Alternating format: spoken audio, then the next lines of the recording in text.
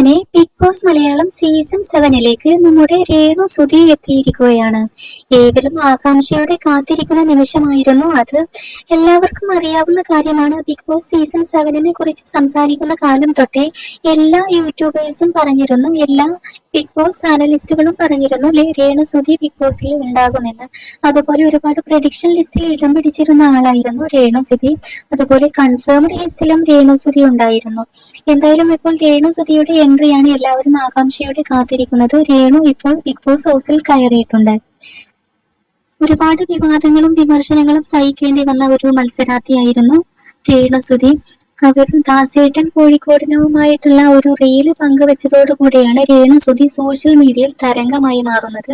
ഒരുപാട് നെഗറ്റീവ് കമന്റുകൾ അവർക്ക് വരാറുണ്ട്. നെഗറ്റീവുകളെ ഒന്നും തന്നെ വകവെക്കാതെ എല്ലാം ഫേസ് ചെയ്യാനും തരണം ചെയ്യാനുമുള്ള കഴിവ് രേണു സുധിക്കുണ്ട്. എന്തായാലും ഇതുപോലുള്ള മത്സരാർത്ഥികളാണ് ബിഗ് ബോസിലേക്ക് വേണ്ടത്. എന്തായാലും ബിഗ് ബോസ് ആകുമ്പോൾ ഇത്തിരി ഗെയിമും കാര്യങ്ങളും എല്ലാം അടിപിടി പ്രശ്നങ്ങളെല്ലാം ഉള്ളത് വളരെ നല്ലതാണ്. എന്തായാലും Bigg Boss Malayalam season 7 Renu Sudhi എത്തിയിട്ടുണ്ട്. പുതിയ പുതിയ അപ്ഡേറ്റുകൾ നമ്മൾക്ക് കാത്തിരിക്കാം.